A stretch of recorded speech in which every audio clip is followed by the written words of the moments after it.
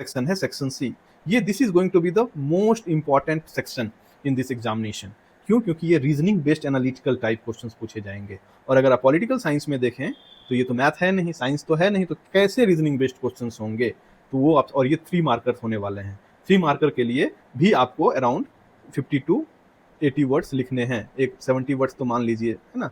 तो it will depend, 50 to 70 80 इतना आपको, 100 बिल्कुल 100 आपको नहीं लिखना है, वो बहुत ज़्यादा हो जाएगा। 50 टू 70 आप आराम से लिख सकते हैं।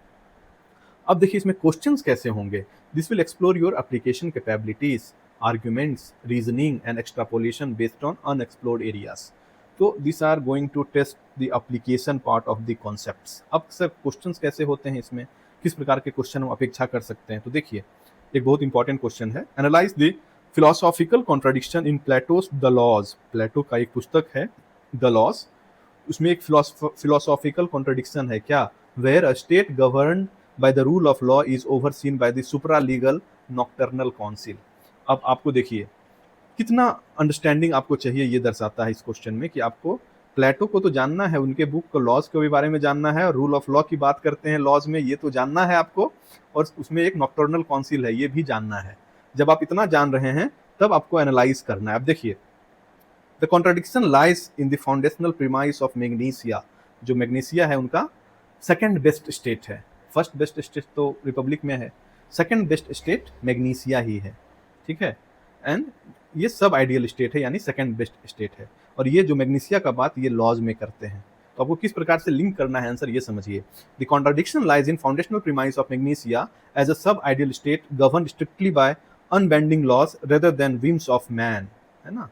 Govern by strictly unbending laws मतलब रूल ऑफ लॉ की बात हो रही है, मैन के विम्स और विश पे नहीं चलता है। It does not work on the will and wish of the man, it works on the basis of law, rule of law. However, Plato grants the Nocturnal Council the immense power to suspend, review or change laws in the name of reason. Nocturnal Council को वो power दिया गया है। This creates a paradox because the council act as a backdoor substitute for the philosopher king, है ना। क्यों? क्योंकि जो नॉक्टर्नल काउंसिल है ये एक प्रकार से बैकडोर एंट्री है, जिसमें रूल ऑफ लॉ को चेक करता है जो फिलोसोफर किंग अप्लाई कर रहा होता है ना। An entity sitting above the law which directly undermines the concept of state where sovereignty is supposed to lie entirely in the legal code itself, है ना। क्या बोल रहा है कि जो नॉक्टर्नल काउंसिल है वो रूल ऑफ लॉ को ओवरसी कर रहा है, और जब रूल ऑफ लॉ को ओवरसी कर रहा है तो ये अपने आप में कॉन्ट्रडिक्शन है। क्यों? क्योंकि उसी बुक में वो रूल ऑफ लॉ की भी बात करते हैं, मैग्नीसिया की भी बात करते हैं सेकेंड बेस्ट स्टेट का, और किस प्रकार से ये अंडरमाइन करता है, जो नॉक्टर्नल काउंसिल है ये किस प्रकार से अंडरमाइन करता है रूल ऑफ लॉ को। This is the paradox he is talking about. और इसी को आपको देखिए कितने माइन्यूटली ये क्वेश्चन मैंने फ्रेम किया है, आप समझ सकते हैं कि हाउ इंपॉर्टेंट। और अब देखिए मैं कुछ को इन्वर्टेड कॉमर्स में दिया हूँ आपके अटेंशन को सीख करने के लिए, तो आप एग्जाम में आपको ऐसा इन्वर्टेड कॉमर्स नहीं यूज करना है। I just wanted to seek your attention, देख सकते हैं यहाँ भी मैंने यूज किया है, सो दैट कि यू शुड अंडरस्टैंड। और इसको जब आप एग्जाम में लिखेंगे तो अंडरलाइन कर देंगे, तो ये आपका एक अच्छा मतलब लुक देगा आपके आंसर को, और मतलब it will give a reason, है ना।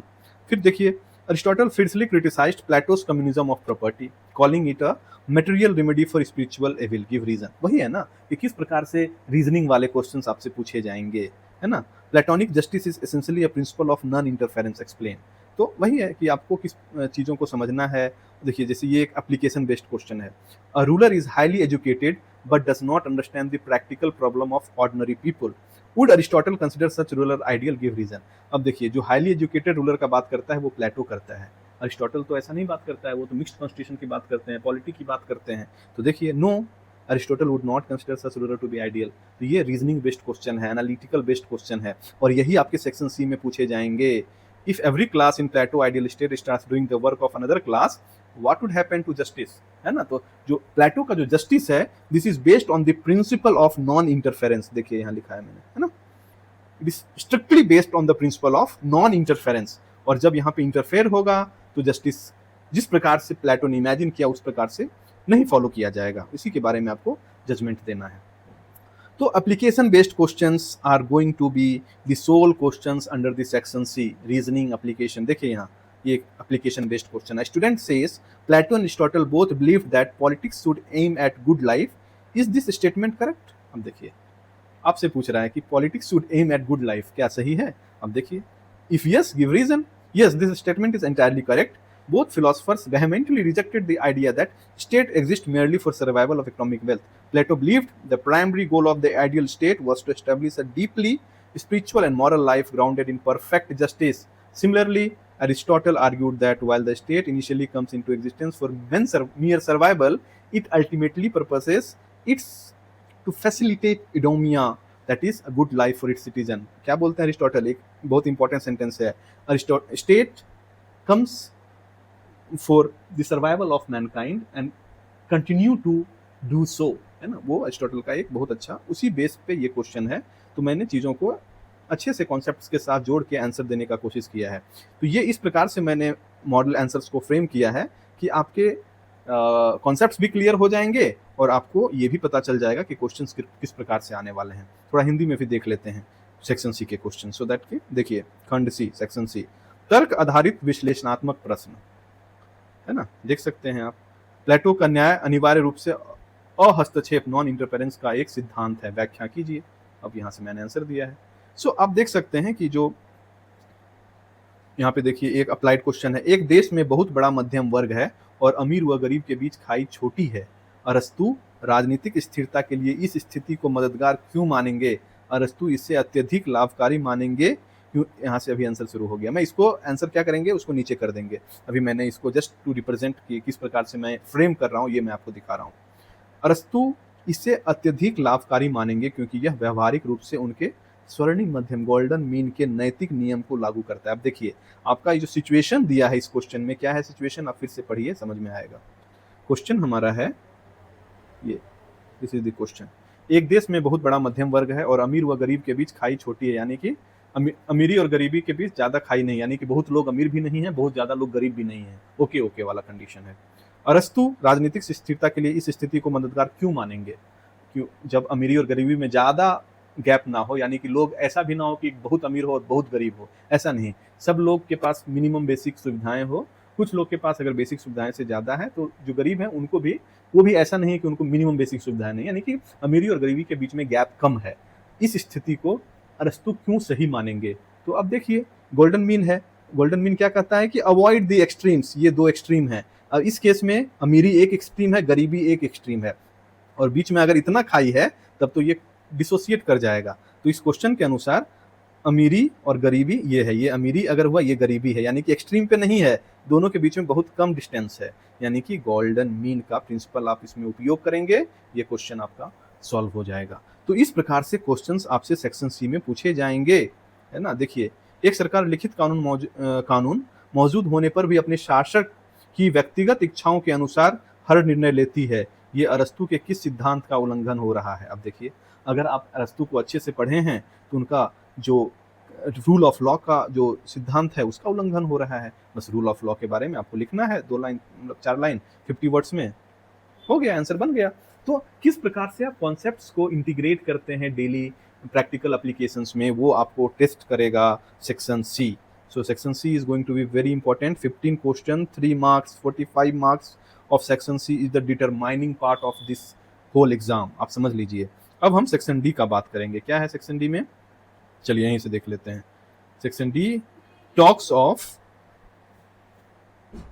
है ना, 200 to 250 वर्ड्स में आपको डीप अंडरस्टैंडिंग वाले। तो देखिए अमूमन क्या होता है, इस प्रकार के क्वेश्चंस आसान माने जाते हैं, इजी माने जाते हैं। क्यों? क्योंकि आपको इसमें पैराग्राफ लिख देना है, एक थ्योरी ऑफ जस्टिस पूछ लिया, बस थ्योरी ऑफ जस्टिस के बारे में एक पन्ना लिख दिए। सो अगर इस प्रकार के सारे क्वेश्चंस होते हैं तो रिलेटिवली इजियर पेपर हो जाता है। क्यों? क्योंकि आप बीट अराउंड द बुश करते रहेंगे और वर्ड्स भी पूरा हो जाएगा और 8 में आपको कुछ नंबर भी मिल जाएगा। लेकिन जो कम कम नंबर वाले, 1 नंबर के क्वेश्चन हुए, 2 नंबर के क्वेश्चन हुए, 3 नंबर के क्वेश्चन हुए, तो जब जो कम कम नंबर के क्वेश्चन होते हैं उसमें अगर टू द पॉइंट आंसर नहीं लिखेंगे तो आपको मार्क्स नहीं मिलेगा। क्यों? क्योंकि उसमें स्कोप ही नहीं है आपके पास to beat around the bush. क्यों? क्योंकि टाइम प्रेशर और मार्क्स का प्रेशर, कि आप 3 नंबर के लिए एक पन्ना अगर लिख रहे हैं तो आप टाइम वेस्ट कर रहे हैं। तो आपको टू द पॉइंट आंसर जानना बहुत आवश्यक हो जाता है जब इस प्रकार से कम कम नंबर वाले क्वेश्चंस होते हैं। लेकिन वहीं पे जब 8 नंबर के क्वेश्चन, 10 मार्क्स के क्वेश्चन होते हैं तो ये थोड़ा सा इजी हो जाता है। क्यों? क्योंकि you have scope to beat around the bush as well if you don't really know everything. देखिए discuss Plato theory of idea, how does it help in distinguishing between knowledge and opinion. अब इसमें अगर आपको theory of idea नहीं भी पता है तो प्लेटो, रिपब्लिक, ये ढेर सारा चीज लिख सकते हैं 2 पैराग्राफ में। अगर 8 नंबर का क्वेश्चन है तो आपको 3 नंबर मिल सकता है, समझ लीजिए। क्यों? क्योंकि आपको कुछ लिखा है बच्चे ने, ऐसा मान लेगा एग्जामिनर। लेकिन अगर 3 नंबर का क्वेश्चन है तो आप उसमें पैराग्राफ तो लिख नहीं सकते हैं। क्यों? क्योंकि अननेसेसरी आपका टाइम वेस्ट होगा। और जो एग्जामिनर होगा वो भी कुछ वर्ड्स को देख के मार्किंग करेंगे कि हाँ 3 नंबर के क्वेश्चन में ये वर्ड है ना, ये वर्ड ये ना, हो गया 3 नंबर दे दो इसको। तो इस प्रकार से मार्किंग होता है। तो इट इज़ वेरी इंपॉर्टेंट कि आपको अच्छे से सिलेबस पे कमांड हो, अच्छे से चीज़ों को समझ में आए। और इसी प्रकार के आपको 60 क्वेश्चंस लिखने हैं। दिस आर नॉट ईजी, है ना, बहुत टफ टास्क को देखिए। 55 क्वेश्चंस टोटल यहाँ पे हैं। हाँ 56, 57, 58, दिस इज 60th क्वेश्चन। तो आप समझ सकते हैं कि Plato is an idealist while Aristotle is practical political thinker elucidate. तो 60 क्वेश्चंस आपको टोटल लिखने हैं। हिंदी में भी उसी प्रकार से सेक्शन डी की अगर आप बात करें तो मैं बीच बीच में इंग्लिश का इसलिए यूज़ किया हूँ सो दैट कि लोगों को थोड़ा सा आइडिया बना रहे, उन लोग को नया बिल्कुल सिद्धांत, है ना, और ज्ञान, राय, ओपिनियन, इस प्रकार के चीज़ वर्ड्स के साथ जोड़ के रखने के लिए।